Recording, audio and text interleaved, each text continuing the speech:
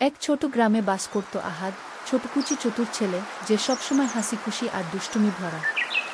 গ্রামের সবাই জানত আহাদের মাথার মধ্যে যতটা ধনসম্পদ নেই, তার চতুরতা আর কল্পনা শক্তি ততটাই। একদিন গ্রামের পঞ্চায়েত ঘোষণা করল, যে ব্যক্তি গ্রামের খামারে সবচেয়ে চমকপ্রদ সাফল্য দেখাবে তাকে দেয়া হবে পুরস্কার, একটি রঙিন পাখির খাঁচা এবং 5টি মিষ্টি আমের চারা। আহাদ উদ্দীপ্ত হয়ে ভাবল, এবারই আমার সুযোগ, কিন্তু আমার কাছে অনেক টাকা নেই, তাই চতুরতা ও হাস্যরসের মাধ্যমে কাজ করতে হবে। আহাদ গ্রামের পুরনো খামার থেকে কিছু অদ্ভুত মুরগি নিয়ে এল। মুরগিগুলো ছিল ধীর, প্রায় হাঁটতেও ঝিমিয়ে পড়ত।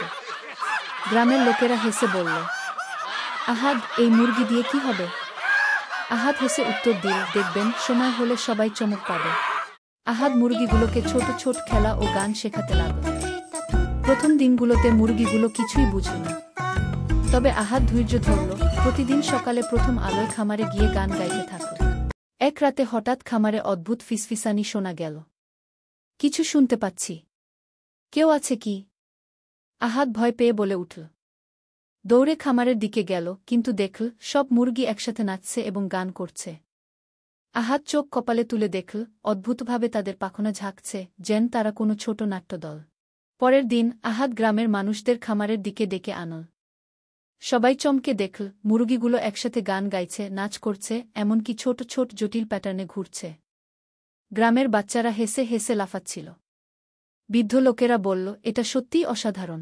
পঞ্চায়েতের প্রধান বলল, এটি আমাদের গ্রামের ইতিহাসে প্রথমবারের মতো ঘটল। আহাদ, তুমি সত্যিই চমক দেখালে। আহাদ হাসি মুখে বলল, সত্যি বলতে, মজা আর ধৈর্যই আমার মূল অস্ত্র। যদি ধৈর্য ধরতে পারো, চেষ্টা করতে পারো আর একটু চতুরতা দেখাও, তবে কোনো সমস্যাই বড় নয়। আর হাসি কখনো হারাতে নেই, এটাই জীবনের আসল আনন্দ।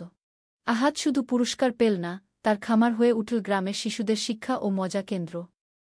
সে সেখানে ছোট নাটক, গান, খেলা করাত, যাতে সবাই শিখত একসাথে কাজ করলে আনন্দ দ্বিগুণ হয়। ধৈর্য ও চেষ্টাই সাফল্যের মূল চাবিকাঠি, এবং হাসি জীবনের অপরিহার্য অংশ। গল্পের শিক্ষা: 1. চেষ্টা ও ধৈর্য। কোনো লক্ষ্য সহজে না আসলেও ধৈর্য ধরে চেষ্টা করলে সফল হওয়া সম্ভব। 2. চতুরতা ও উদ্ভাবন। মস্তিষ্কের সৃজনশীল ব্যবহার বড় সমস্যার সমাধান করে।